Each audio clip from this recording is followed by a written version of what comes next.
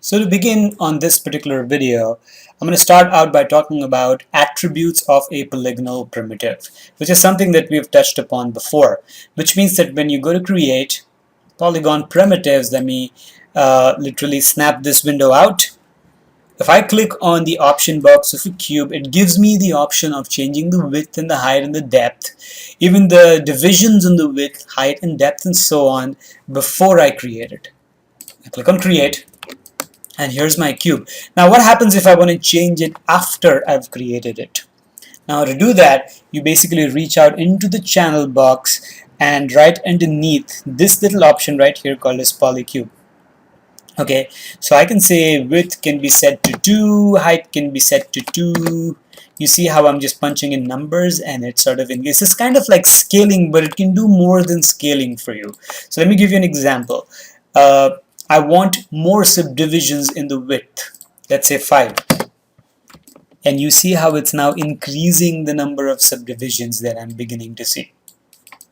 This is very important. You have to be very particular now that you're capable of increasing subdivisions. You have to be very aware and careful of how many subdivisions you introduce. Now the more subdivisions you have, the more resolution you can have in your geometry. However, the more resolution there is in the geometry, the more time it is going to take to render.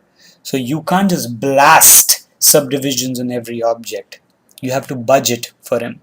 If an object is fairly close to the camera, I say yes, certainly have a high number of subdivisions on it.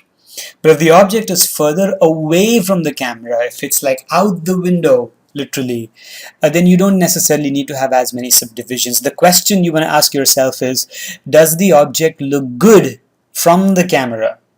So everything that you do, every decision that you make has to be based on the position of the camera with respect to the object. Okay, so don't just blast these subdivisions. Don't just be like, increase all of these. That is unnecessary.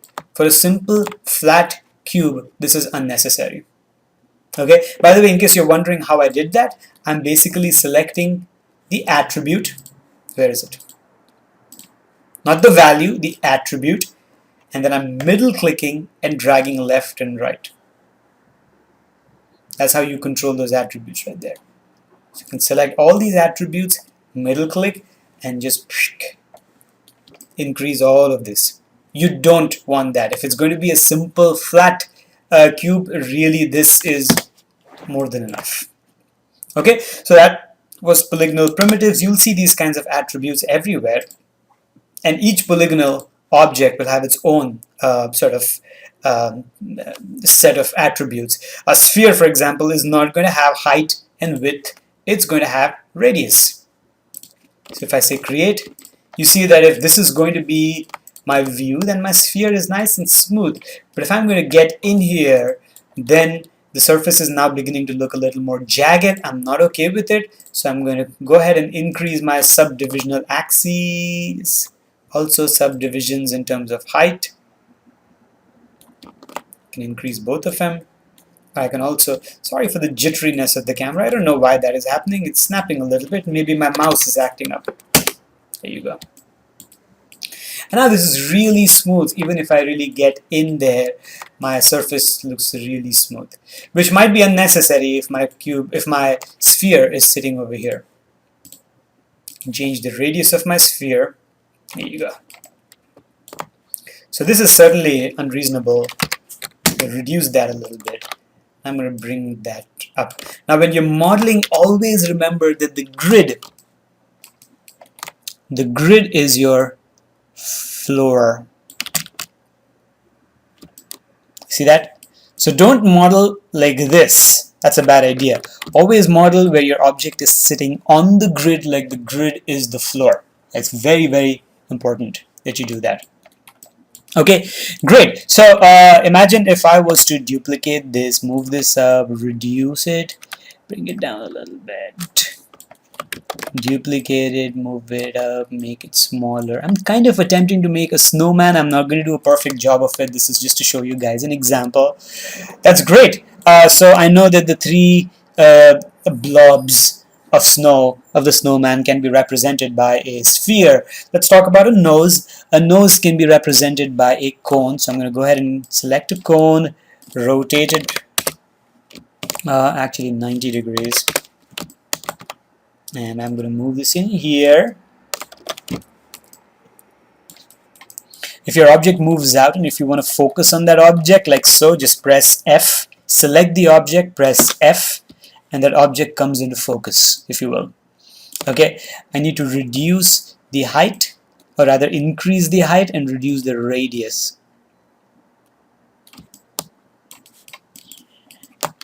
So maybe I can use scale as well for it, and I'm going to put it in. Now this looks like a decent enough snowman for me to sort of work with. Although this is not a good snowman.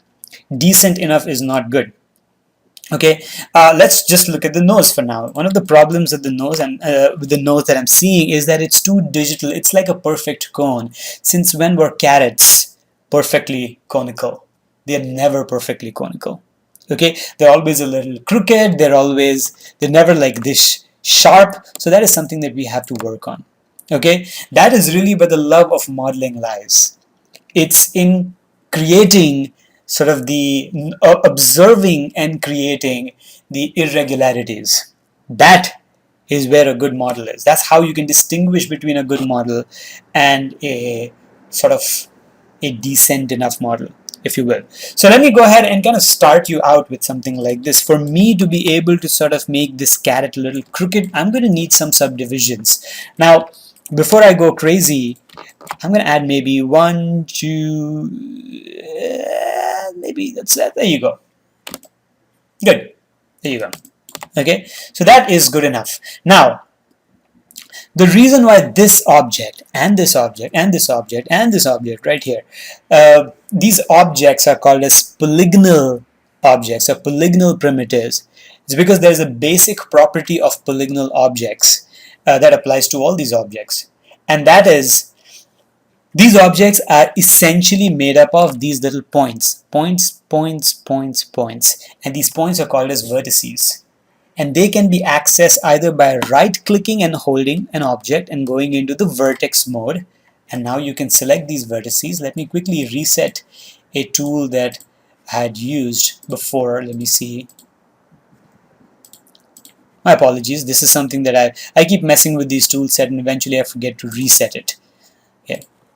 Okay, so going back to what I was saying, that each one of these objects is made up of these vertices, these points, and you can access these vertices by right-clicking and going into vertex mode, selecting these vertices, or the shortcut to that is pressing F9 on the keyboard. F9 brings me into the vertex mode, which is fantastic. So now I can actually select these vertices and I can make them slightly crooked, like so.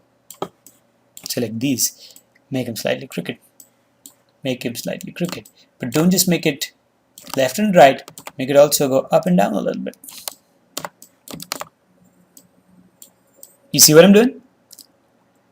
This is vertex manipulation, and although this doesn't look like a carrot, but it's certainly better than the one that I had before.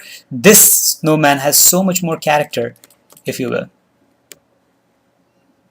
Okay, so that was vertex manipulation. So let me quickly go ahead and create a cube here just to give you guys a few more sort of directions. Pressing F9 is going to help me control the vertices, if you will. So I can actually move these vertices like so. That was F9. Pressing F10 brings me into the edge mode, which means now I can select an edge and rotate it as well. Select an edge, move it, rotate it.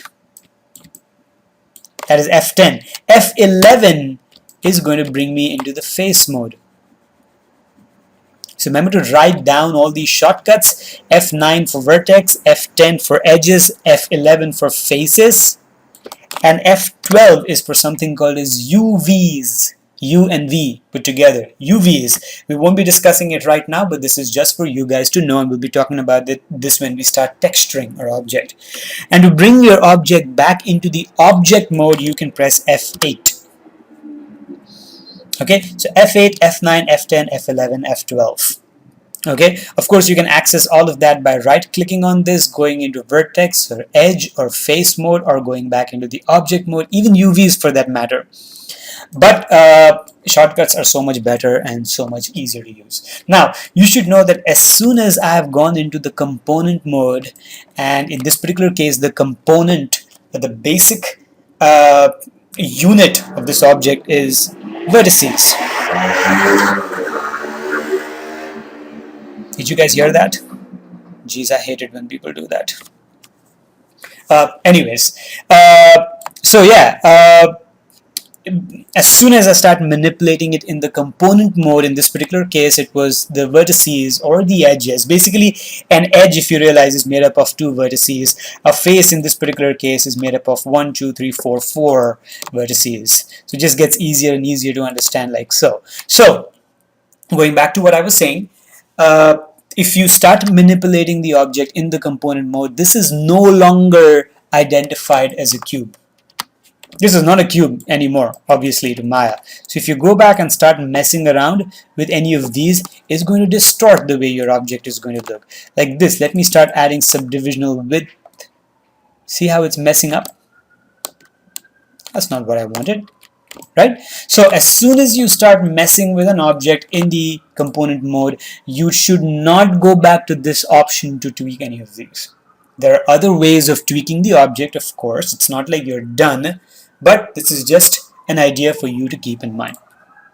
Okay, great. Let's also continue to work on our spheres. Now these spheres look perfectly spherical. Okay, and I would like to squish them, especially in the bottoms over here. I would like them to be squished a little bit, because that's kind of how these snowmen work. Now working on a geometry like this, which is sort of relatively high resolution, is a lot of work. Get rid of this. So if I was to manually move these out, you see how, you know, working on this could be a bit of an issue, obviously. So in that case, I need to introduce to you guys something called a soft select.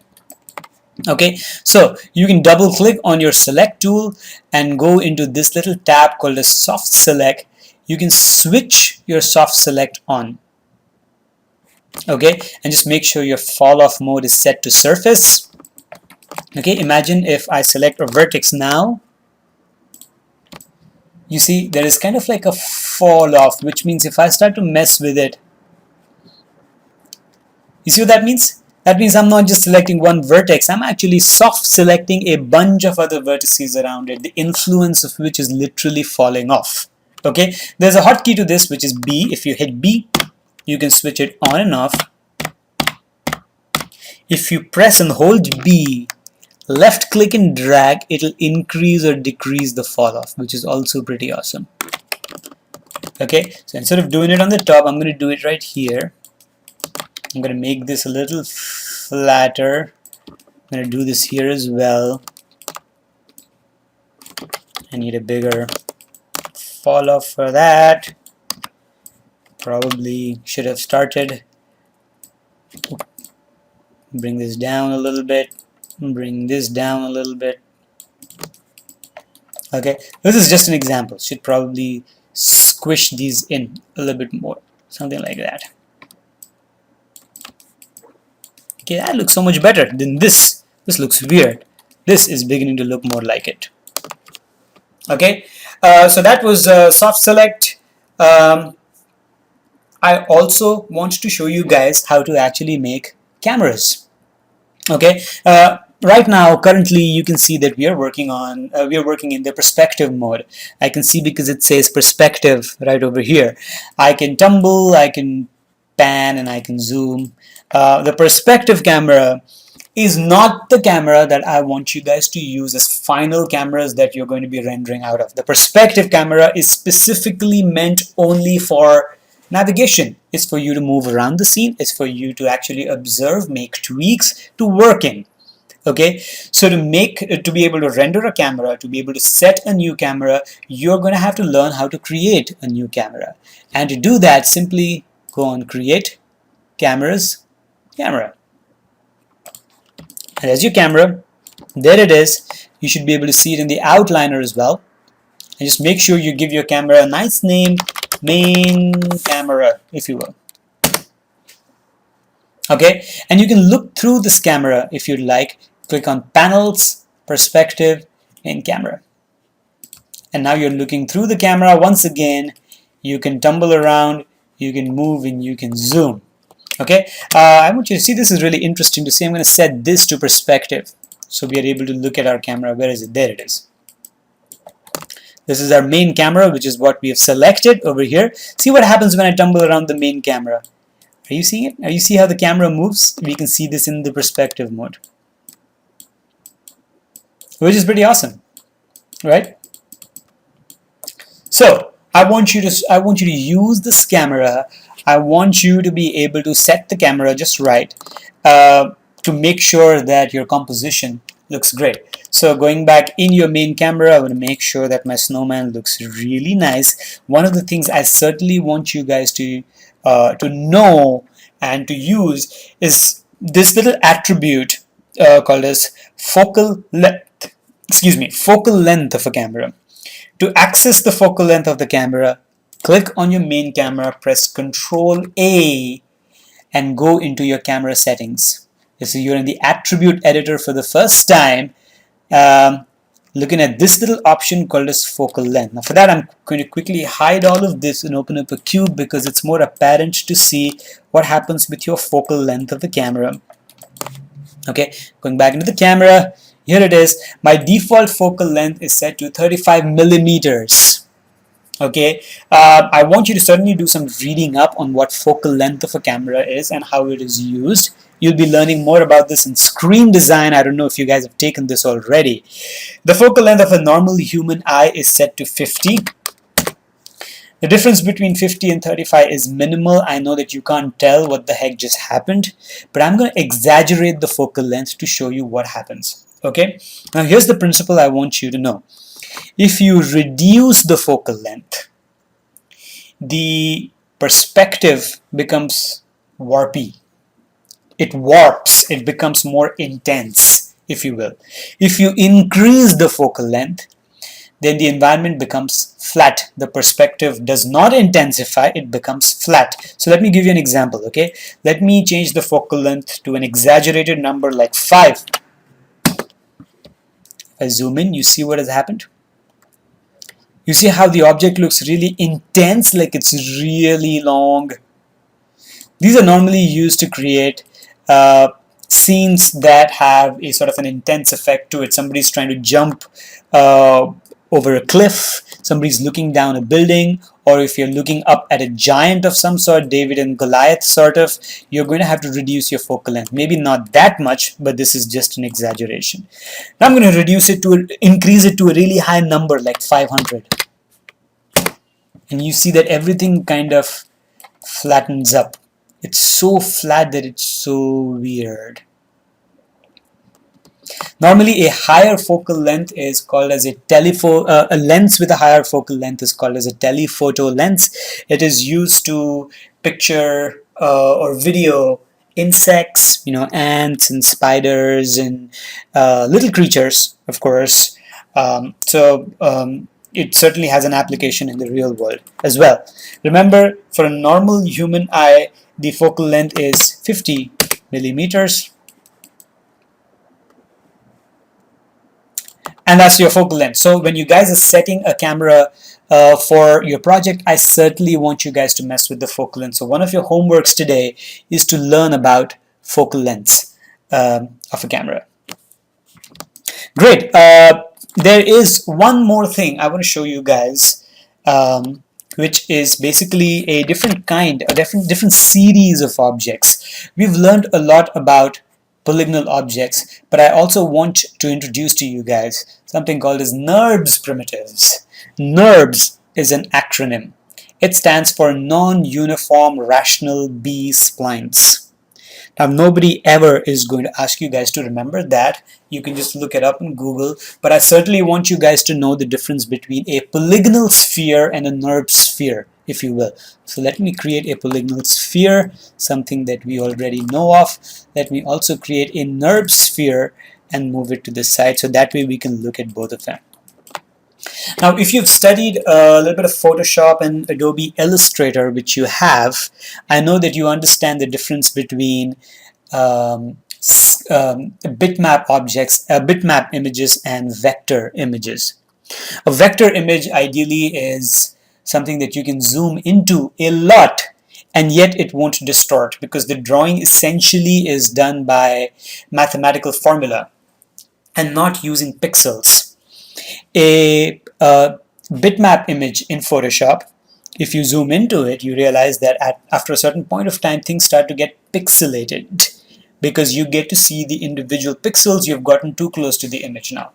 So just like a bitmap image, you have a polygonal object where the image is made up of points, and if you basically go into the image a lot, then after a certain point of time, you'll be able to see the pixels or the components of the image, of the 3D object in this particular case.